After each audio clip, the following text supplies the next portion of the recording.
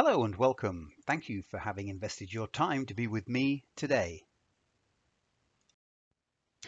My name is David Bedell, and I am a marketing manager and acute care workplace consultant at Draeger. I'm very privileged to be one of those people able to work closely with clinicians, architects, and equipment planners to shape the way we provide care for many hospitals and healthcare institutions around the globe. Before we get into the main presentation, I would like to point out that the material that we shall be discussing today was provided by our colleagues in the US and focuses very much on their market. I would like to thank them for providing me with this opportunity to represent their workplace excellence. So, the perspectives I shall be sharing with you are very much based on their experiences and knowledge, formed and shaped by the way healthcare dynamics, patient populations, and a lot of the decision criteria that supports the structure of the whole health system in the USA are developing today. Nonetheless, you will see and hear some concepts and ideas that might be relevant or applicable to you in your relevant regions and countries. Our goal today with this presentation is in the spirit of sharing with the community and continue to build on our common knowledge of this field so that we continue to seek ways to drive better outcomes for patients, for clinicians, and really add more value to this field as a whole. So today, we shall discuss three main topics: evidence-based design, which is a topic of much debate and discussion. We shall share some of the trends that we are or have experienced and that are giving us cause to reconsider the way we design patient rooms and drive informed decisions to achieve goals. But also, we're going to share with you a couple of projects that our colleagues in the US have worked on so that you can see how some of their customers have approached the design process to achieve their goals. So let's start with evidence-based design.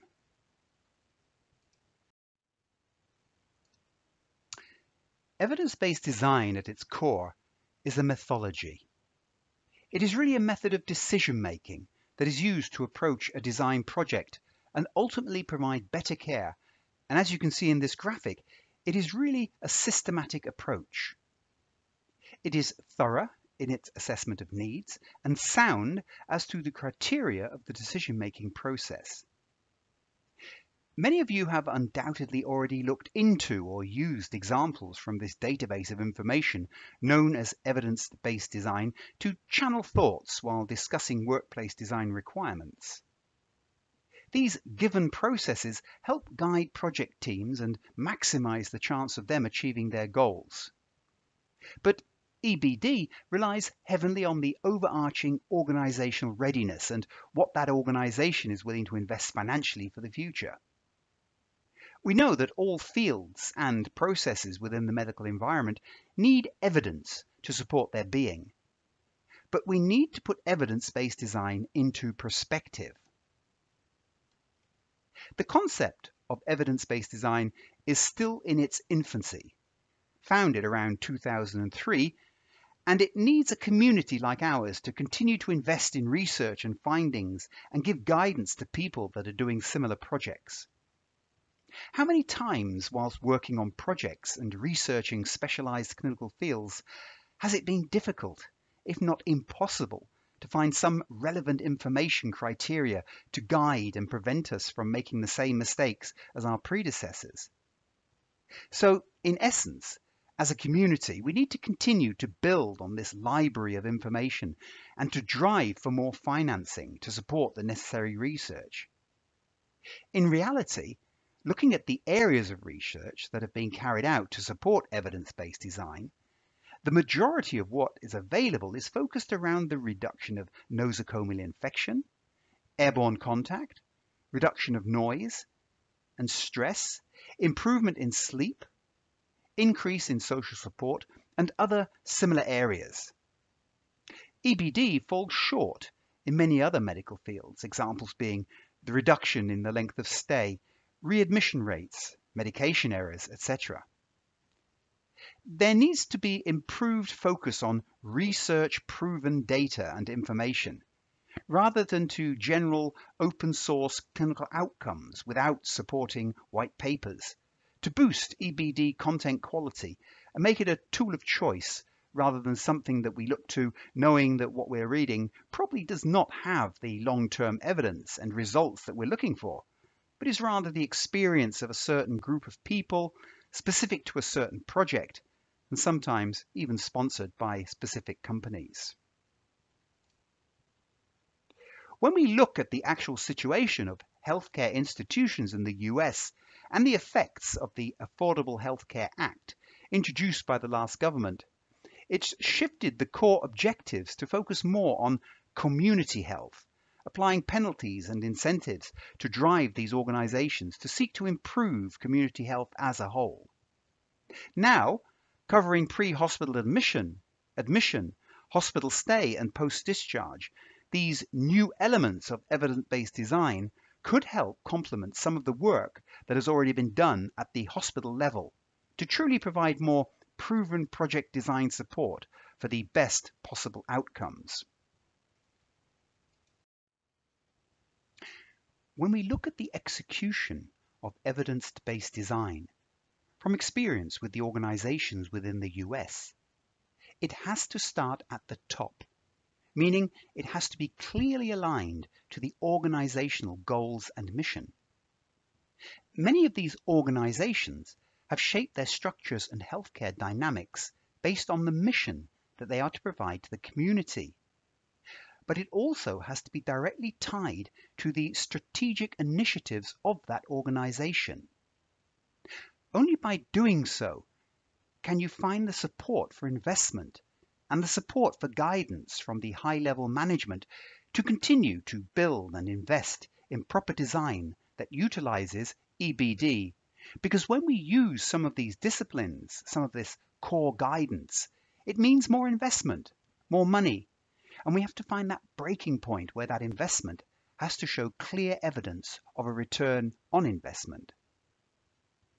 One of the organizations our colleagues in the US worked with had to be actually driven in seeking their departmental quality improvement initiative to define and stipulate what program they'd had in place and were looking to improve on. But this is an issue we witness globally. Every organization has its own elements or core competencies, but they also have their individual challenges. And here it is up to us from the start to take lead and guide these organizations to a common understanding of what exactly their goals are. Often the hospitals benchmark themselves relative to other hospitals in the region or in the country, relative to their outcome and performance indicators, without taking into consideration the differentiation between the individual institutions or their set goals. So it's really important that the design process using EBD has to support set quality improvement initiatives based around the individual project in hand. To this end, it is always recommended to form multidisciplinary committees, the members of which cover all fields that are to be affected by this future design. For example, when we look into some of the adult or neonatal intensive care unit builds, the team that supports the patient and their families has grown dramatically within the last 10 to 15 years. There are not only doctors, neonatologists, specialists, bedside nurses, nurse practitioners, occupational therapists, developmental care and infection control specialists, pharmacists, radiologists, but also the families have become a core part of the care team as well. So, looking into the way we design these workplaces for these larger teams, we really have to take into consideration everybody's thoughts, opinions, and concepts, even down to brainstorming to get those out-of-the-box ideas. Because, again, as I mentioned earlier, you really have to make a strong argument that justifies the financial investment. So we need to be clear here. The majority of us are not evidence-based design specialists, but having the opportunity to work alongside certified specialists that have worked closely with architects and clinicians, and that do have this methodology, providing some great guidance into assessing needs properly, understanding the role of the care organisation towards the community, and seeking to monitor and measure its impact and continue to adjust as necessary in the future.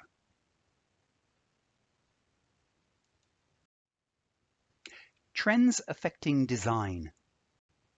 Our American colleagues have looked into many topics, have done research, participated in multiple conferences, and work very closely with their customers to understand how and why they do what they do and how this impacts the care processes.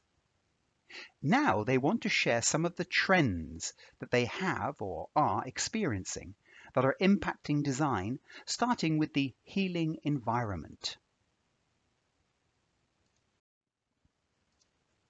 The healing environment, in some respects, has evolved to be part of evidence-based design. It really describes an area of stress reduction. The research that supports the concept of healing environment, or physiological supportive environment, is drawn from the neurosciences, evolutionary biology, but also environmental physiology. Many studies from the neurosciences or evolutionary biology are not directly linked to the built-in environment, but rather infer the impact of various stress factors on human physiology and biochemistry. In general, it seems that there is a relationship, and there are some studies to support that, many of these being generated in the last 5 years. In a way, many of the projects they have been involved with really help achieve higher patient satisfaction scores.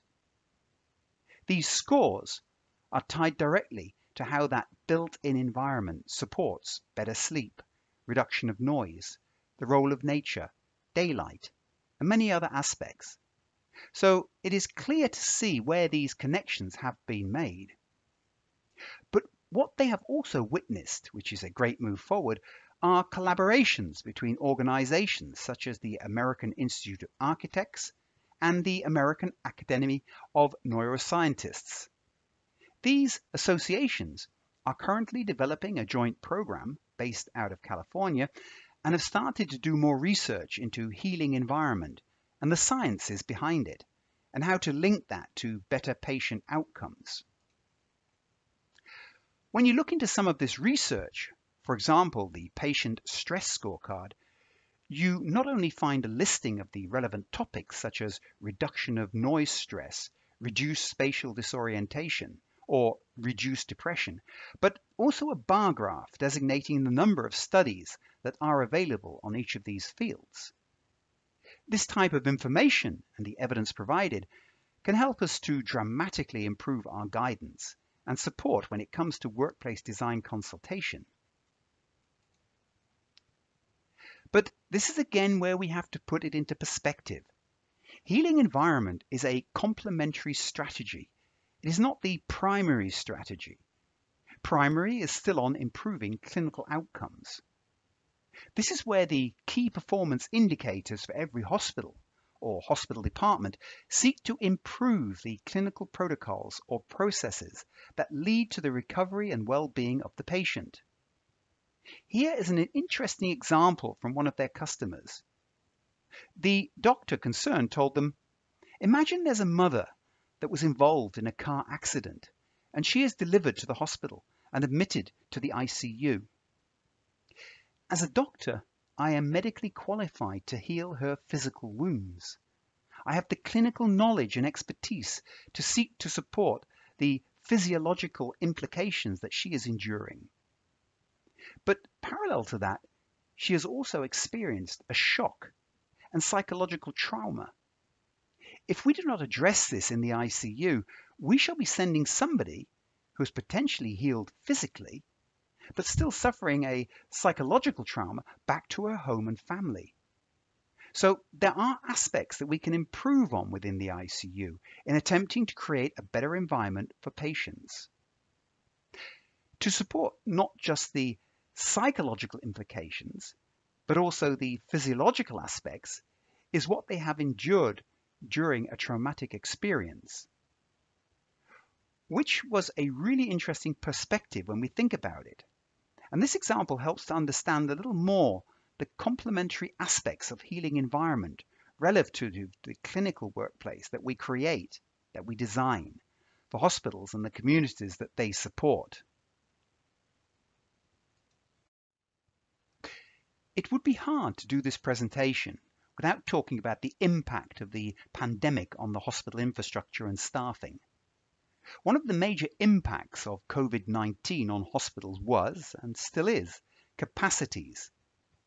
Having to address this huge surge of casualties and provide patient beds, supporting medical staff, and all of the logistics at such short notice and under chaotic governmental conditions. In many cases, not just in the United States, but globally, this pandemic took everybody by surprise, and many hospitals and their communities were initially left to cope on their own, without any prior planning or forethought. But it's not only pandemics that can lead to such catastrophic scenarios. Also epidemics, wars, terrorist attacks, natural or man-made disasters can create these kind of patient surges that hospitals and communities have to be prepared for. Nuclear, biological and chemical disasters, although addressed by the military, are still not part of general hospital build design discussions. Mass casualties, for example, during the Boston Marathon or the active shooting in Las Vegas that happened a couple of years ago, tragic events that sent masses of unexpected patients surging to local hospitals. Governments and local offices always seem to be reactive rather than active, which probably has to do with politics and the financial requirements connected with this kind of preparation. Only when the mass majority of the public, or voters, have been seriously affected, do the wheels of change start to slowly rotate. Due to the actual COVID-19 pandemic, many countries are now using their experiences and data gathered to analyze, understand, and prepare for future capacities to support their local patient populations. Naturally, planning was also done previously, but always in terms of the existing epidemiology and disease patterns, demographics and population. But pandemic or natural disasters have become the norm for us. So how can we shift attention to the capacities required to support this new situation? We have to look at how we can build additional capacities within the actual hospitals. Can we provide the spatial flexibility for separating areas for immune-compromised patients? The possibility of transforming single bedrooms to multiple bed, standard ward stations or park houses into clinical areas, ensuring that the provision of extra medical gases, vacuum, electricals, water, ventilation and IT to these areas are covered from source. That the design of hospital corridors and lifts allow for unidirectional patient flow, forcing patient segregation from admittance to discharge. Providing electronic signage to help guide and orientate patient masses through the new hospital's routing and processes. Heating, ventilation and air conditioning systems, or HVAC, require new standards that allow the inflow of 100% outside air rather than 30 to 50% of recycled, as stipulated today. Ventilation fans that normally ensure positive or neutral room pressure need to quickly convert whole areas to negative pressure, turning these areas into isolation wards. Taking the new community care strategy into consideration, we must now think about the total solution from infection through to, and this sounds morbid, disposal or release. So how about mobile units, helicopters, ambulances, etc.? How can they collaborate in the US with the FEMA, the Federal Emergency Management Agency, for the country and state health department to provide universal cross-border support? And where should these mobile units be located? What number and type of staff, which and how many medical devices will be required to cope with these mass surges based on the information that we have obtained from COVID-19? What about the regional clinics? Can they be expanded or converted quickly to support ICU staff and patients, becoming pre-care and sorting stations? These are just a few of the relevant topics. To cover all of them would require a webinar of its own. But we must keep these topics in mind, build on them, and where possibly, take them into consideration during the planning process. Another trend in the US is the increase in bedside surgical procedures. It is a proven fact that one of the most dangerous and life-threatening scenarios is during an in-house patient transport, moving the patient between the ICU or NICU and OR. This can include ventilation implications, patient falls, increased infection, loss of patient data or vital signs parameters, and much more, and so can have a very negative impact on the patient continuity of care. But there are also implications concerning cost reduction measures. Hospitals have carried out studies on some of the procedures that are normally carried out in the OR, but are also possible at the ICU or NICU bedside. The findings. In some cases, a procedure when carried out in the OR costs maybe $4,500. The same procedure carried out at the bedside costs only $1,300. But of course, the primary decision criteria for doing bedside surgery is patient safety. That is the utmost importance. And feasibility studies are already underway to identify surgical procedures that could be done in conjunction with the surgical teams and the ICU or NICU staff. So when approaching the design of the patient room, this is a good conversation to be had with the clinical team.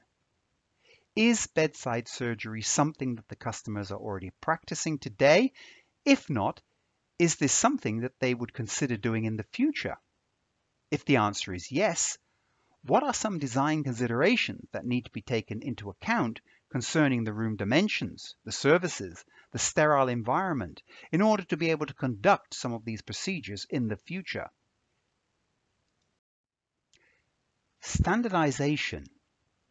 A big topic globally, but also in the US, is standardization. And standardization is a word that means different things to different people. But the key here is reduction, or reducing the variation of care and improving on safety. What this standardization seeks to do is reduce the reliance on short-term memory. Everything has a specific location. All staff members know where to find what, especially during emergency situations. This in turn leads automatically to improved safety for the staff and patient, and a possible reduction in medical errors. It simplifies the workflow processes, saving time and energy, which at the end of the day helps prevent burnout, releases time for the social aspects of caring, and last not least, offers possibilities for financial savings. In the US, there are staff members known as nurse educators that seek to improve the compliance with clinical protocols. This can be made possible by improving the design processes, ensuring that the tools, the instruments, the access to the patient are always realized in the same way from one patient room to another, so that there is a continuity of care and duplication of the best practices. Through standardization, we ensure that if some potential issues or challenges are identified, it's impossible to make that one adjustment across all the rooms or workplaces and continue to comply with the given clinical protocols. We've seen some units, for example, the picture in the bottom right, where they put in color codes on the floor. The green rectangle on the left side of the patient bed is space reserved specifically for critical care equipment, such as ventilators. The beige area is reserved to ensure all-round patient access for the clinical teams and must always be kept clear. The dark rectangular areas at the foot end of the bed reserve space for other medical devices, but also ensure traffic flows when transporting patients from one workplace to another. An important part of any customer workplace design consultation is to identify as a multidisciplinary team the most critical scenarios and procedures in order to simulate or practice these workflow processes, either in a design center or mock-up session. These dry runs ensure that nothing is left to chance and that all elements of the workplace design fulfill the required clinical processes and ensure standardization throughout. It is then necessary for us to ensure that the in-house clinical teams continue to build on their workplace design and ensure that any new staff joining their team are educated as to why the workplace is as it is, why this standardization. Only if this information is passed on and new members understand the concept will they be willing to comply with the given solution, and then also proactively continue to build on it. Early mobilization. I'm sure that you've already heard a lot about these patient lifts, and there is already a lot of positive evidence in the US that early mobilization can definitely help. Reduce the length of patient stay, reduce the readmission rates, and reduce staff injuries. By getting the patient into a supported upright position and then giving them the possibility to safely stand or move around, we can help them strengthen their cardiovascular systems and empower them to sustain their own health. At the same time, a lifter can assist the medical staff in turning or pulling patients back up the bed into a sitting position, to lift and hold the patient's arms or legs during physiotherapy or whilst washing. But if a patient lifter is difficult to use, taking more time than the original on the count of 3 concept, then it will not be implemented. It will become a financial waste. There are different types of lifter. Starting with the mobile versions, these have the upside that they can be used throughout the hospital, so reducing numbers and costs, but they also have negative aspects. A mobile lifter often needs to be located, who used it last and where. When it has been located, it is often not charged or cleaned, and therefore time is required for the charging and cleaning process. When positioning a mobile lifter in a multiple bed bay or room, it is often necessary to violate another patient's bed area and therefore privacy, which is certainly not acceptable, especially if they already have visitors. Fixed lifters are usually attached to the ceiling, over the patient bed, or as of late, in emergency room, the OR transfer area, or even over the operating table. Another area, often not discussed, is in the hospital mortuary. There are single fixed beams which allow one lifter unit to be positioned over multiple beds, but limit the movement of patient to the left or right side of the bed. Then there are the H systems, as we shall later see in one of our reference cases. These usually permit movement of the patient throughout the room and around the bed or table. These fixed systems usually have the option of continuous charging of the lift unit, meaning that they are always available for use. Then there are the solutions mounted to supply units or pendant systems. As they are allocated to only one patient, they are always available, do not require cleaning between use, and are always charged. So they also free up the ceiling above and around the patient bed for other applications. But from a financial perspective, they are more costly and, depending on the design, can impede the use of the supply unit arm system, especially if the track is actually mounted under one of the arm profiles.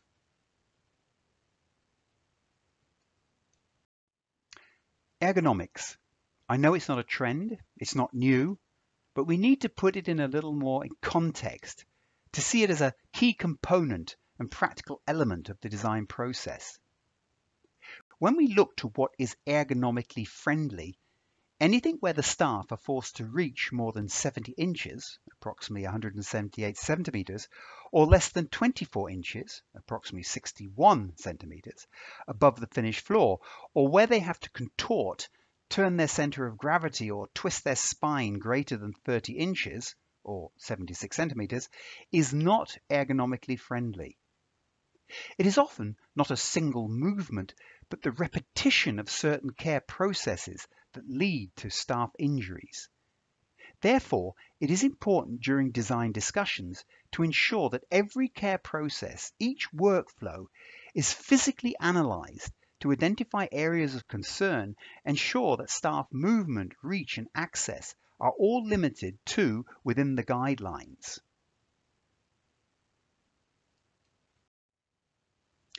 OR design trends in the US really require a webinar of their own. So this slide can only offer a general overview of the most significant. Globally, as well as in the US, the advances in imaging technologies have supported a general growth in the number of hybrid suites. The trend of combining catheter laboratories and cardiothoracic operating suites started over 20 years ago and has since improved patient safety and led to numerous new surgical procedures which have positively affected patient outcome. In the United States, the overall extended length of life, dietary and mobility issues have led to a 61% increase in cardiac procedures. The number of hybrid rooms have in parallel increased 15% year on year with an ongoing positive trend. What has now come to light is that many of the hospitals that initially converted one or even combined two of their standard theatres to support their new hybrid setup have now realized that the missing elective surgical business previously supplied by these theatres cannot be compensated. It is a known fact that ORs globally generate the majority of hospital revenue, a general suite bringing approximately $60 a minute, hybrid around $170. But it's the volume of elected patient traffic through the general ORs that are hospitals' daily bread and butter. Other technologies such as minimal invasive surgery and surgical robotics have also spurred the need for larger operating theatres in general. The global standard of 400 square feet or 37 square meters has now increased for new builds to 600 square feet, 56 square meters. As these technologies continue to evolve, becoming compact, even outsourced and remote from theatres, so will theatre size once again diminish. There's also been a shift from separate suites for pre-op, PACU, and stage 2 recovery to more unified suites that can better accommodate shifts in population during the day, share staff, and most efficiently utilize space. Also in the development of suites using smaller clusters of ORs versus larger groups of ORs organized around a sterile core. The cluster concept has been developed to allow a more focused environment around surgical subspecialties.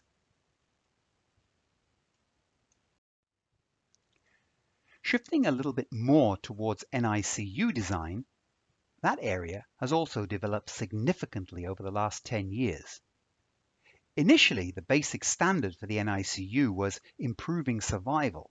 That was it, no more, no less. Actually being able to discharge some of those tiny patients and sending them home with their families.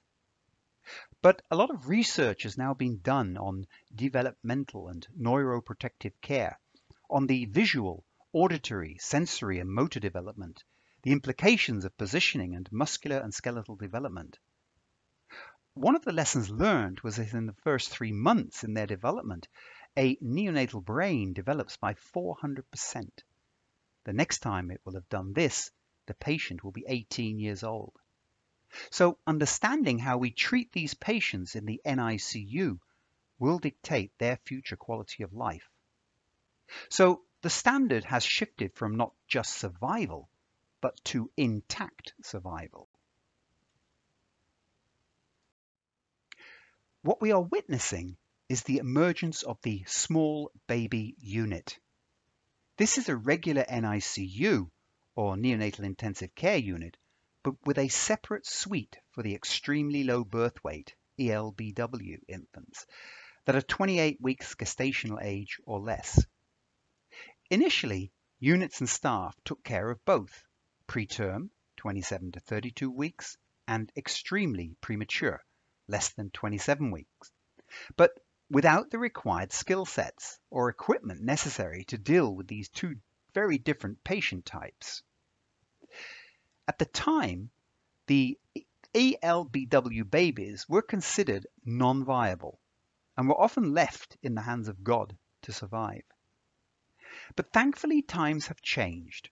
We are more informed, have developed appropriate small baby guidelines, SBG, and now separate these two tiny patients to provide both with their relevant care. So these preemies or preterm babies are now handled in units with specially skilled staff using specialized equipment and technology and working in specialized workplaces which minimize toxic whilst maximizing joyful experiences like kangaroo care, breastfeeding, and overall developmental appropriate care. One leading example is the Children's Hospital of Orange County, or CHOC, driven by the leadership of Liz Drake and Mindy Morris, where they have created such a small baby unit and the outcomes have been tremendous relative to chronic lung disease, decreasing hospital-acquired infection, and much more. An improvement in outcome of this magnitude has not been witnessed in the US in a long time. So now there are about 14 NICUs that have adopted this model. Labour and deliveryization of the NICU. Beacon Children's Hospital, Indiana. The Draeger US team worked together with Dr. Robert White, a neonatologist and guru of NICU design, to plan and implement a new NICU evolved around evidence-based design with many elements of the healing and neuroprotective environment. With a strong focus on family care and rooming in, Robert wanted the families to feel as if they were in a home from home, in a fun place. Single rooms were all the amenities of an apartment with full bathroom, pull-out beds, large windows to ensure daylight, coloured wash walls, the light being chosen by the family. Large sliding doors which allow separation of the family area from the actual workplace for situations where the medical staff require privacy to focus, or the family needs to withdraw and recuperate. Laundry and rubbish removal from the corridor using pass-through containers, so environmental services need not enter the family space. Some rooms he connected with sliding doors to form larger suite in case of triplets or quads.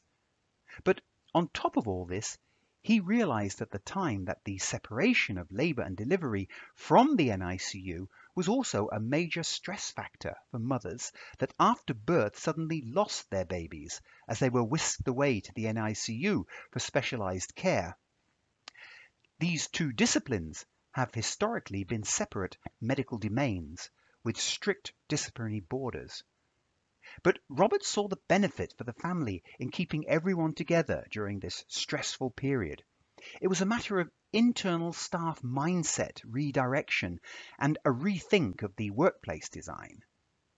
The introduction of hybrid open and closed incubators, such as the baby Leo, came just at the right moment and provided the exact technology to support this new concept.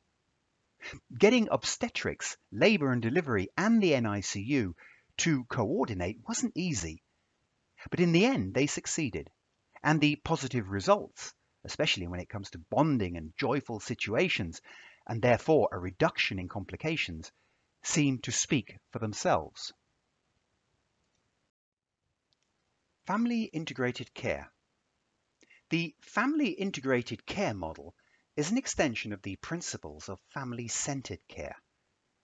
The model supports and educates parents and caregivers to become integral participants in their baby's care in partnership with the neonatal care team.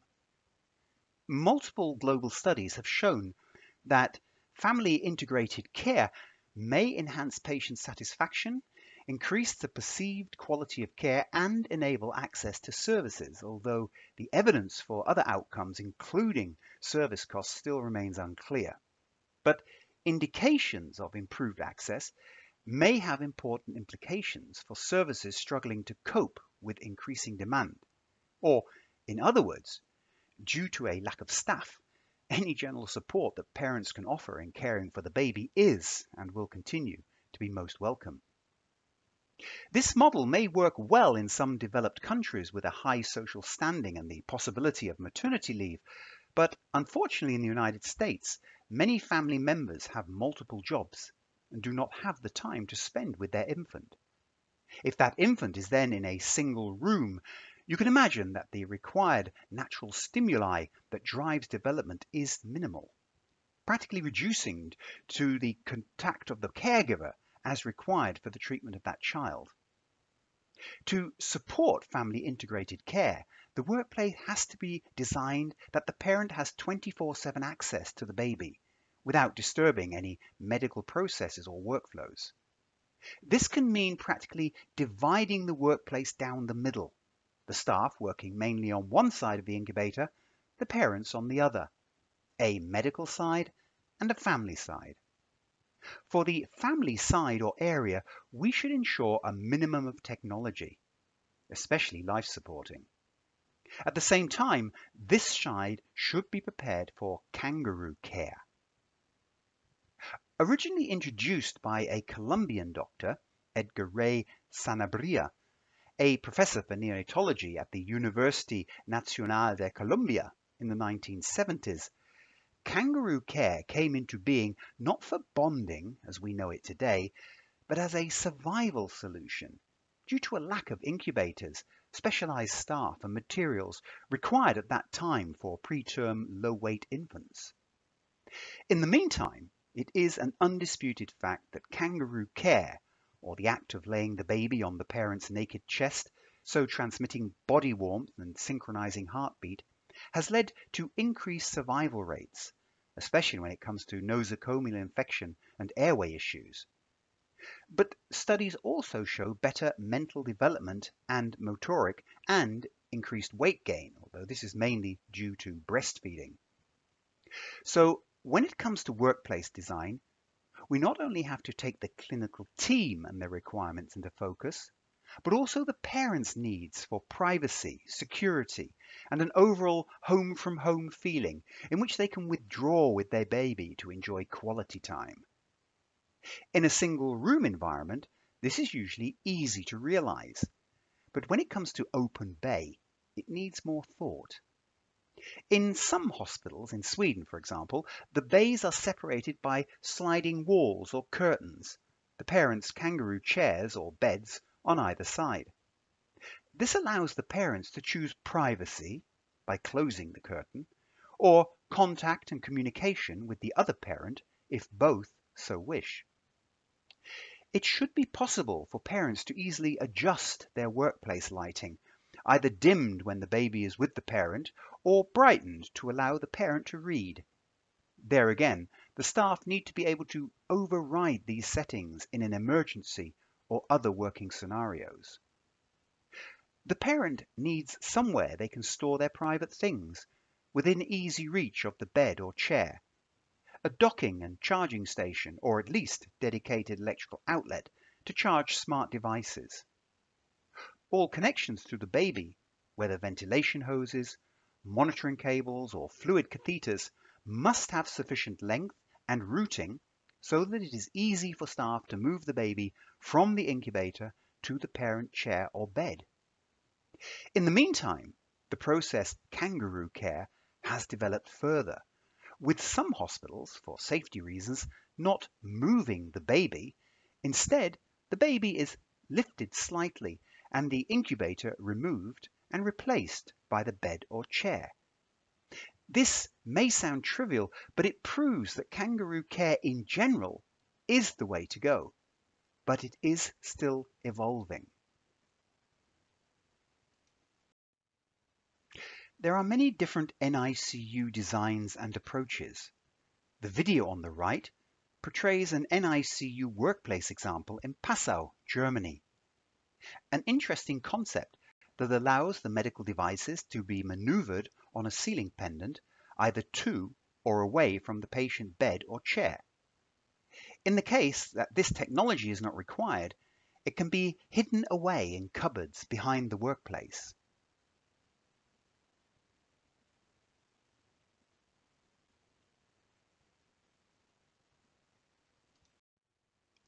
In the US, probably 10 years ago, there was a push to have more single-family rooms and less open bay workplaces. This led to more windows and daylight per patient, an increase in family participation by providing the ability to room in, privacy and space, reduced noise levels, and a reduction in hospital-acquired infection. But at the same time, it negated some of the necessary noise or negative stress that babies actually require to drive their cognitive development. As we mentioned previously, not all parents have the ability to be in with their babies all the time. Bringing positive sound stimulation to each baby has also shown distal effects such as parental well-being, attachment, bonding, the length of hospitalization, feeding patterns, and developmental outcomes. This can be calm music, sung softly or played on an instrument, and can include lullabies, improvised music, popular, new age, classical, or even family indigenous.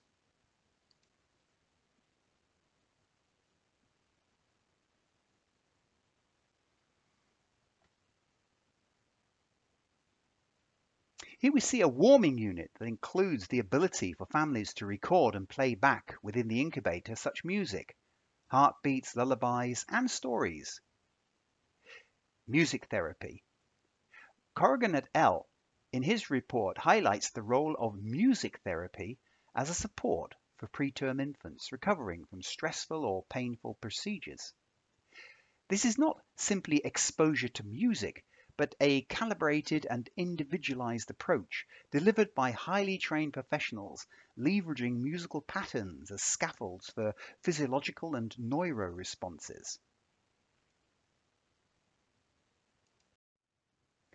So, having covered some of the many trends witnessed in the United States, I would now like to show you two case reviews.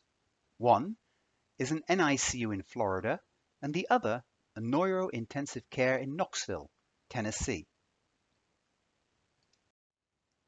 The first case review is for an NICU which was designed and built at the Advent Heath, Orlando in Florida, the home of Disneyland.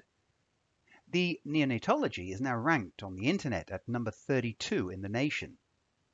Draeger worked very closely over a number of years to complete this 83-bed NICU. Focusing on single-family rooms, it also has a Level 3 intensive care unit which is designed to meet and exceed Level 4 standards. Unfortunately, the state of Florida currently does not have an official Level 4 designation, so the customer has now taken the initiative to lobby the state legislation to change that law. We start by looking into their patient room design requirements and initiatives, understanding their workflows, the necessary access to the patient, and the role that future families will have on the care process. Initially, the customer was planning a typical US-style setup with the baby's feet to the wall, a historically driven concept also found, for example, in the UK, or where hospitals have often intubated patients, used high-frequency ventilators or nitrous oxide, all of which require space and direct patient head access. After presenting the benefits of the typical German NICU workplaces where the babies head to the wall, the hospital board decided unanimously to go in this direction. Firstly, from the medical side, a Zone A, the brown area, for the clinical staff workflows, and a Zone B, the green area, for the positioning of clinical care equipment were designated. To ensure optimal working conditions plus workflows, it was necessary to ensure that the caregivers and medical devices all had uninterrupted direct access to the patient. At the same time, it was necessary to conceal the patient services and some of the medical devices to improve the visual aspect of the design for staff and patients. Using the evidence-based design planning process, specific access points were defined per discipline and work process. Once the medical interventions were covered, the family and parent needs were addressed to ensure that one did not interfere with the other at any time. The positioning of medical devices, such as fluids and ventilation, needed to support the unhindered and safe movement of the child from the incubator to the parent during the kangaroo care process. At the same time, staff and family need to access to the door, window, bathroom, or couch without hindering one another. It was also necessary to look into the traffic flows and configuration, not only for the clinical staff, but also for the parents, in order to ensure that both have the maximum possible exposure to the window as a source of natural daylight. The concept have received great acceptance from the staff, not only from an ergonomical perspective, but also through fulfillment and compliance with the necessary clinical protocols. In the US, the hospitals are all rated on the internet. Since the unit was opened, the family satisfaction scores have dramatically increased to 90%. Due to the single room concept and the privacy and security that it offers, kangaroo care has also increased. In fact, the design configuration and planning flexibility is such that the hospital also have peace of mind when it comes to the introduction of new interventional procedures or care processes. The next case review is a neuro-intensive care unit at the University of Tennessee Medical Center in Knoxville. Karen Pryor, Executive Director, Emergency Trauma and Critical Services, looked into her patient population in the neuro ICU and identified a high rate of delirium and ICU psychosis. She reviewed the design process and reported that one of the most important aspects for her was ensuring that everything was positioned out of view behind the patient's head, so that when the patient is lying down and looking at the ceiling, they are not looking up into the pendant arm systems that some of the patients originally described as octopus arms. Previous patients had reported that these tentacles induced hallucinations and toxic stress. It was also a must for her to have direct access from the head end of the patient bed, a third dimension to deal specifically with neuro head trauma. Finally, clear delineation of zones to support staff, workflows, and medical device positioning. To ensure that all devices have a fixed position according to protocol when required. That each workplace is standardized so that staff can find easily things when needed, especially in emergencies. For Karen, these were definitely important criteria and elements to the solution she was seeking and the design that she was elaborating on. Once the medical protocols for intervention and patient care had been thoroughly covered, a clear delineation of the family space was needed to ensure that loved ones could spend time near and around the patient without interrupting these medical workflows. Another aspect of improvement was the process of early mobilization of patients. A fixed track lift known as H-track was chosen. The technical advantage of this system is that the lifter can support the patient at practically any spot under the lifter frame. It is always available for use, always charged, and in single patient use, does not have to be cleaned after and before use.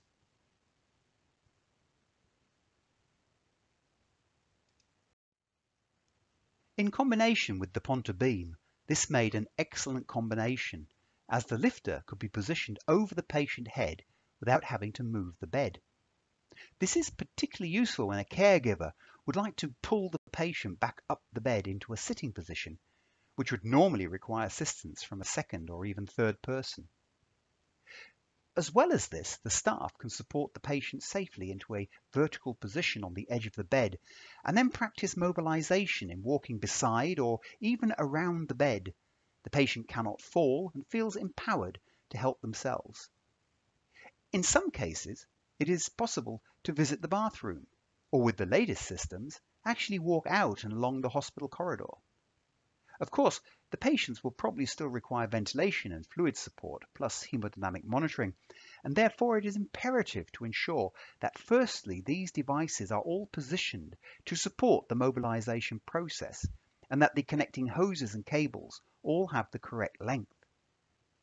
It is always recommended to trial all processes in a dry run with a mock-up, or even better, at a Draeger Design Center. These trials should always include a multidisciplinary team to ensure that all aspects of an individual process have been taken into consideration. Reflecting, this was a very successful project. The customer intimacy and the overall interaction was fantastic and is reflected in the scoring today.